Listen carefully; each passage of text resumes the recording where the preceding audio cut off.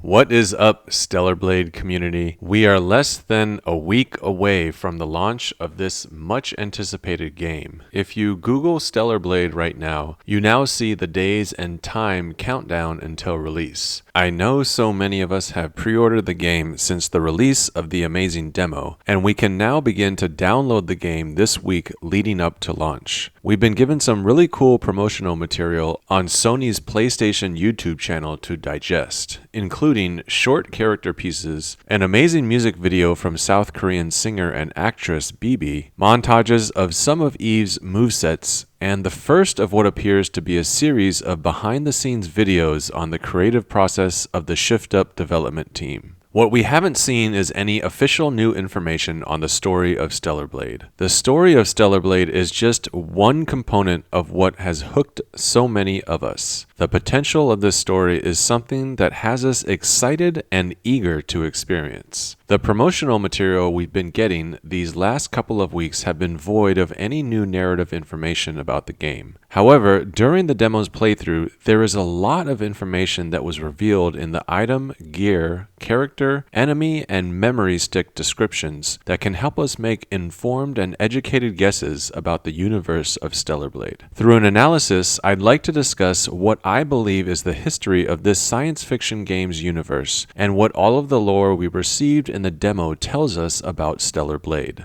In order to do this, I'll be laying out a timeline that consists of events based on a combination of the information learned in the demo, primarily from the gear and item descriptions, as well as some tidbits of information learned from the various memory sticks we can gather from the members of Legion scattered throughout Eidos 7, paired with some information and educated speculation. Yes, we're hopping back on the speculation train here, but just know it's based on what we know as fact from the in-game information we've learned so far from the demo. So let's jump into it and take a look at all the lore of Stellar Blade we know so far, and what it could mean for this in-game universe. I want to keep the timeline really basic so it will be easy to keep our thoughts organized and concise. I'll only lay out what I think the major events are, and then I'll get into the details with my reasoning. It's quite enjoyable to interpret the lore, so I hope you ride with me until the end, because this is going to be a fun one.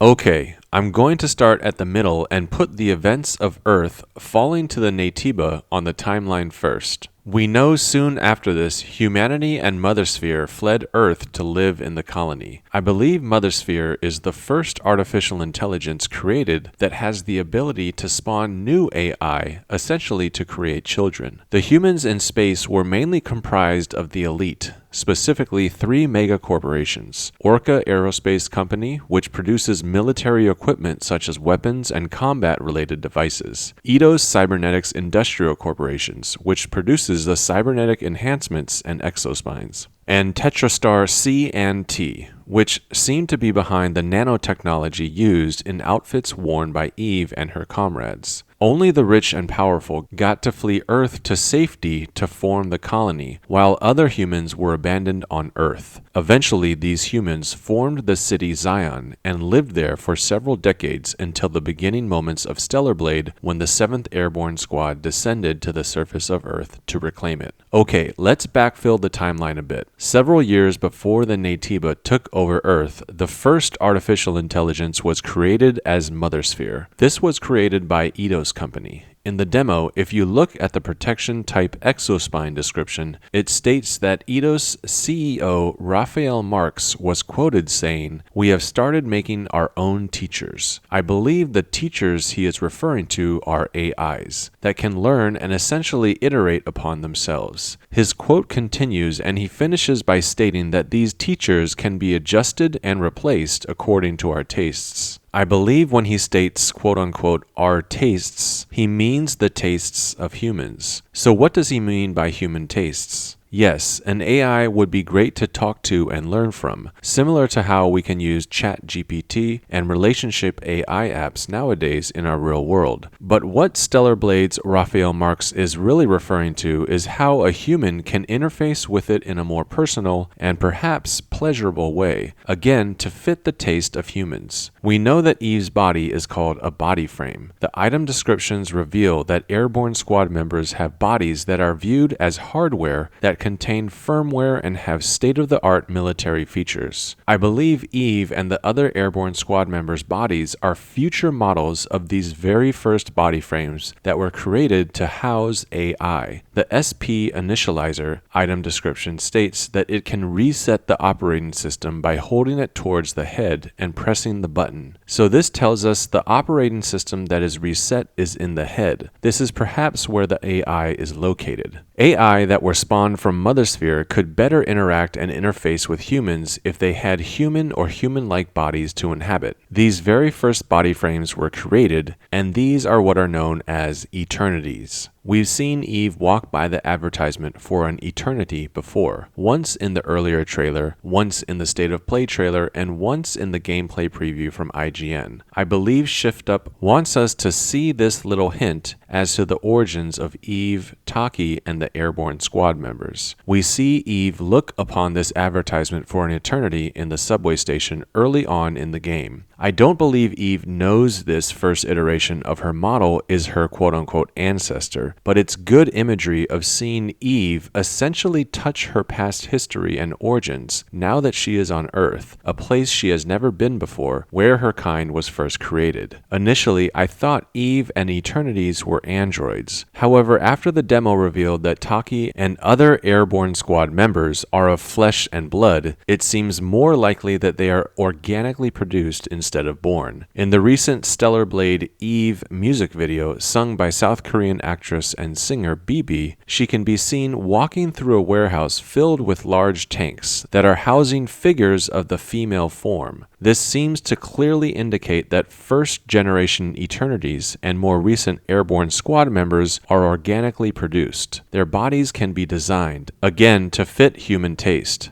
but are essentially grown humans made of flesh and blood. These produced bodies wouldn't have a consciousness or a soul, so this is where the AI comes in. The AI that is produced by Mothersphere could be placed inside organically produced body frames. This allows AIs to have bodies that were organic, again, flesh and blood, so that humans could interact with them, and also allowed AI to function in a more interactive way within society on Earth.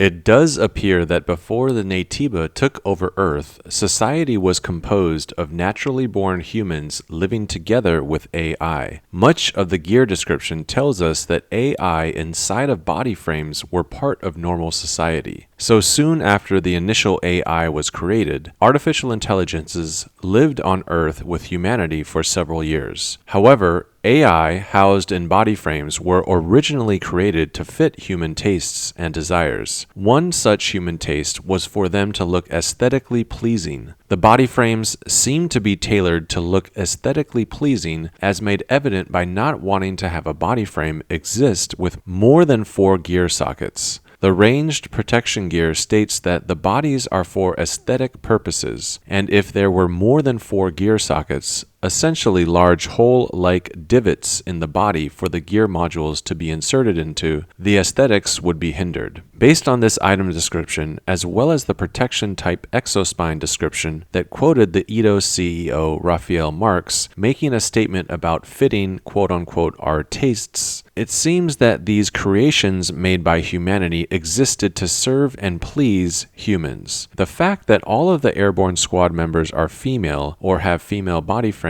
it seems that society on Earth included naturally born humans as well as AI that were essentially all female, and these quote-unquote female AI were at least initially created to belong to a human and be something to please them. If we look back at the advertisement for an eternity in the subway station, it reads, "The eternity you've ever wanted." So this advertisement is supposed to appeal to a human who could buy an eternity, an organically grown human figure that is aesthetically pleasing, that has an identity or consciousness in the form of an AI that is within the body frame's head. However, However, this slave-like existence doesn't seem to be the norm for long. There is evidence that different AI truly did become more individual, with AI having relationships with one another and AI becoming autonomous members of society. In the book discovered in the library during the demo called Plastic Hearts Volume 3, it describes two AIs that were plastic, as in not human. I'm not sure if Plastic Hearts Volume 3 is supposed to be a novel and it is a written piece of fiction, or if it's supposed to be more like nonfiction within the Stellar Blade universe. But even if it was a written piece of fiction, fiction is usually inspired by true events. So it is possible relationships between two AIs, which is the content that we read in this book,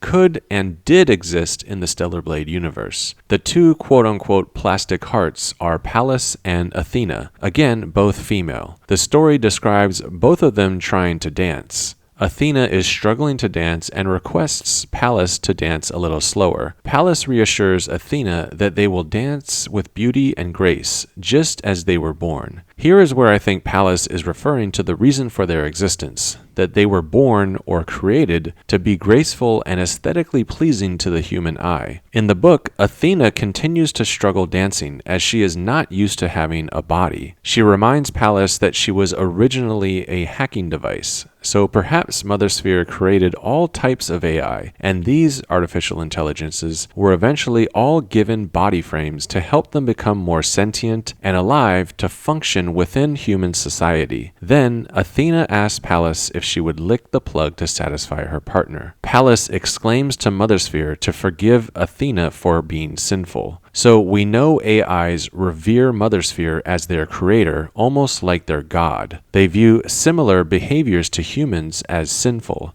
and even seem to have an understanding of religion and particular acts as being sinful. This shows us two things: that humanity gave AI knowledge of human concepts, but also shows us that AI have free will, as Athena asks Pallas to lick the plug, to do a sinful act out of her own free will. Another example that illustrates AI's individuality and engrossment into normal society on Earth can be seen if we read the Beta Enhancement Gear description. It states that there are nano-elements in bodies, which could be how body frames could wear clothing. Additionally, these bodies could be enhanced with exospine components and gear modules. The exospine component is what is seen along the spinal cord of Eternities to access the spinal cord and brainstem, and gear modules are placed into gear sockets along the back side of the head to communicate with the AI. AIs and their relationship with their body frames, particularly with the gear sockets, is one example of how they began to develop their own culture and norms. One such norm can be seen in the description of the Shield Penetration Gear, which states that gear modules used in body frames were used around the world. So this tells us that body frames within society seem to be the norm everywhere. People began thinking of exposed empty gear sockets as being naked. Therefore, gear modules became a must-have device, similar to clothing. And it seems that because clothing could be quote-unquote worn through the nano elements that were part of body frames, AI could wear anything that was designed for them through code or programming. It appears that Tetrastar C and T were behind designing the clothes for AI to wear, as they are the creators of Eve's Racer's High outfit we see in the demo. This is why we see a number of incredibly stylish and risque style outfits worn by Eve, because they were created in a time before Eternities were used for combat, still in a time when they existed more as a product for humanity to find attractive and interact with, albeit they seem to be slowly gaining their own autonomy within society. Although AI were gaining their individuality, there is evidence they existed with a false sense of freedom, as there are suggestions in the gear and item descriptions that the mega corporations were able to control them, or at least attempt to control them. A form of control that one of the large mega corporations, Eidos, implemented was whitelisting wearable devices, so that third-party manufacturers could be kept down, and only officially made gear modules or other devices could be worn or used in body frames. The training gear description states there was a third-party device created that was called the AI Amplifier that had supposed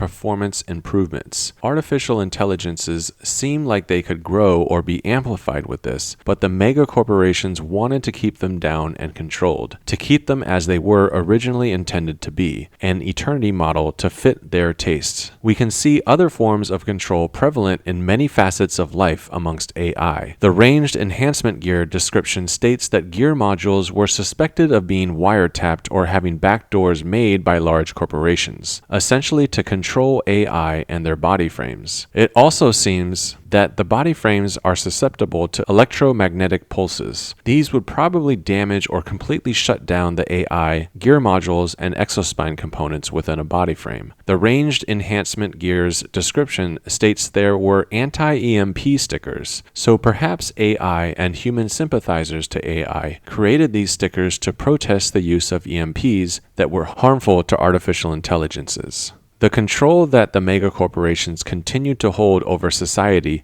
seemed to spark a revolt, and something referred to as the Liberation War occurred. Liberation of who? Was it the liberation of artificial intelligences? The Gold Gear states that there was an outbreak that happened in that war. This is most likely the NABA Outbreak.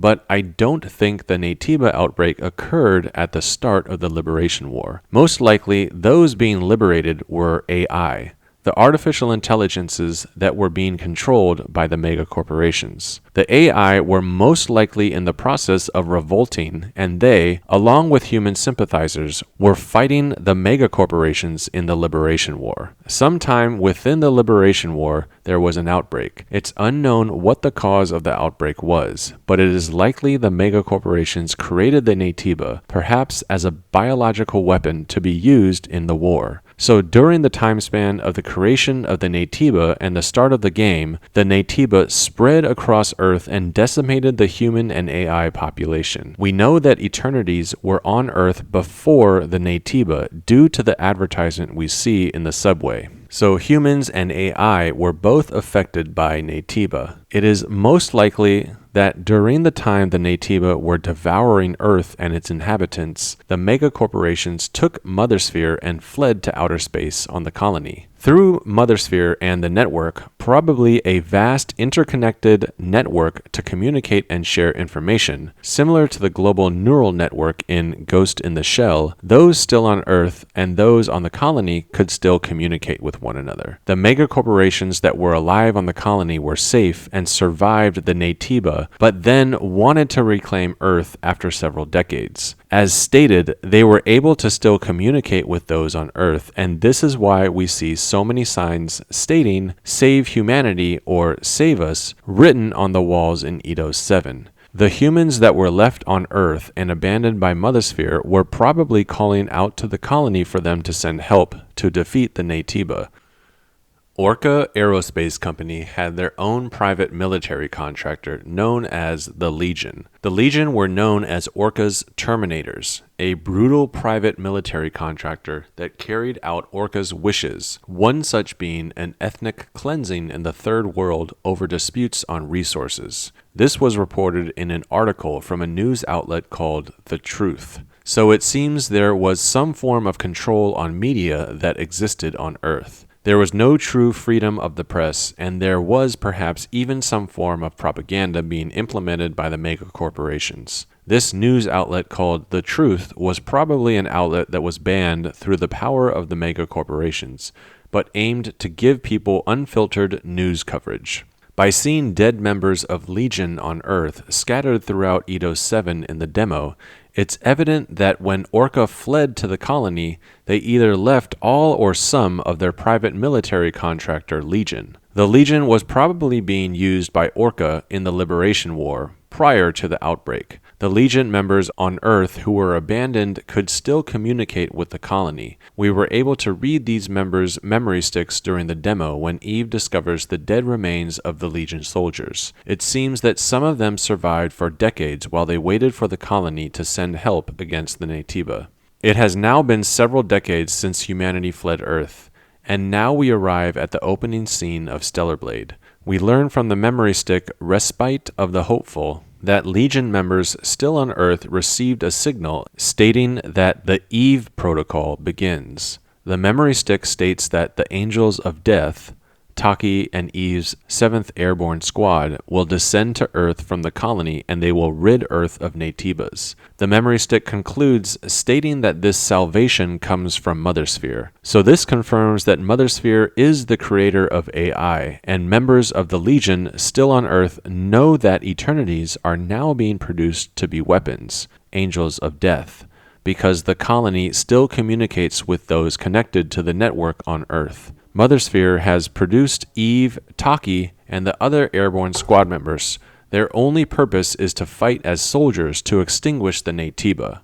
This is what we hear in the State of Play trailer as Adam tells Eve it must be a heavy burden to know that she only exists to eliminate all NABAs. So once humanity was on the colony and wanted to retake Earth, they pivoted from creating Eternities as something that is designed to be aesthetically pleasing to fit the tastes of humanity to weapons used to retake Earth by fighting and eliminating the NABAs. The body frames were already perfected organic products implemented with nano elements, exospines, and gear sockets to house gear modules. But now humanity and the mega corporations on the colony just needed to outfit the body frames with military hardware and provide the AI that were housed inside the body frames with military training through simulations. Therefore, if we look at Eve as an example of what is produced by humanity on the colony, all of the diving suits she wears are the more military and combat type outfits, while she still has access to all of the Tetrastar C and T designed nanotech outfits that resemble real clothing. And all of Eve's combat prowess is thanks to the probably countless hours that she, Tachy, and her other 7th Airborne Squad comrades receive through the simulation training. It's unclear if the training is done on the colony in a real physical space, or if the training is all done in a true simulation that is perhaps done in the network virtually, somewhat similar to the way Neo is trained in the Matrix and not in the real world. Either way, the Airborne Squad members are now more akin to military-grade humanoid weapons with superhuman capabilities, thanks to the exospine and gear components that can be connected to their body frames.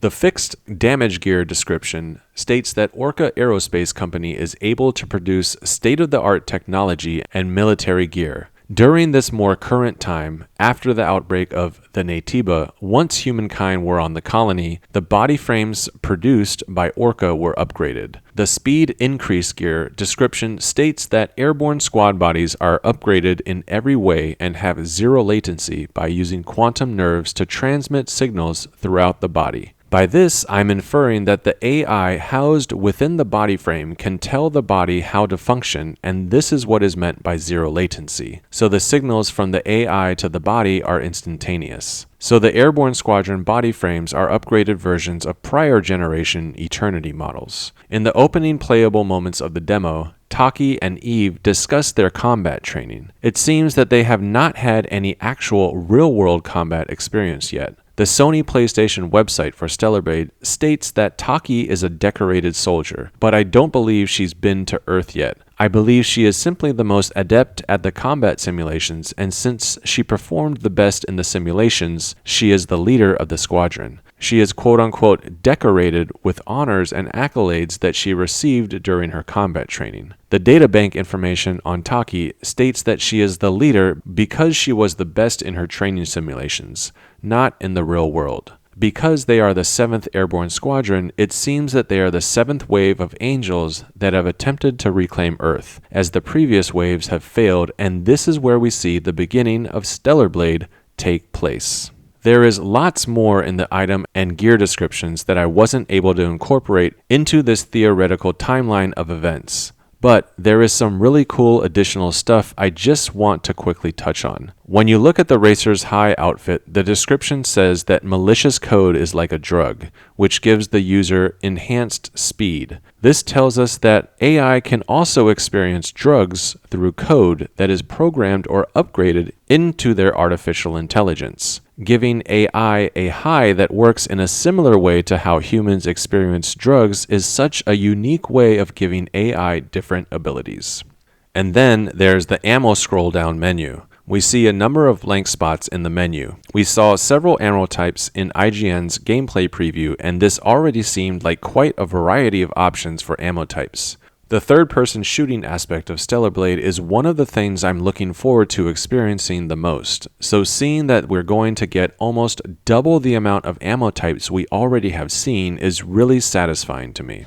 But in terms of the story we just discussed, without the actual release yet, we can still only speculate and theorize. All of this seems to just be the tip of the iceberg. I'm really psyched about the combat we'll get to experience through gameplay, but just as exciting or more for me definitely is the lore and history of the Stellar Blade universe. The history of artificial intelligence and the NABA seem fascinating, so it'll be great to uncover what really took place in the years before Eve's descent to Earth. Alright guys, there's only a few more days to go. I'm kinda thinking this is gonna be my last pre-launch video for Stellar Blade. I believe Sony and ShiftUp have a few more things in store for us during these last few days leading up to Stellar Blade's release, and I'd love to make another video to put out to cover whatever they do decide to release, but I doubt I'll be able to make another video before launch. So with that, I just want to say thank you to everyone who's jumped on the Stellar Blade hype train with me here on my channel. It's been great discussing all of the possibilities of this game with you all. I'll see you guys on the other side. I'm looking forward to making much more Stellar Blade content upon release and well after. I think Stellar Blade has got a lot to offer, and it's going to be awesome experiencing it all with you here. Thanks so much for coming. I truly appreciate your time. I know you guys could be anywhere doing anything right now, so it means a lot to have you here. If you do have a thought you'd like to share, let me know what you think in the comments section below. I'll be jumping down there myself to keep up the discussion with you all. See you next time. Peace.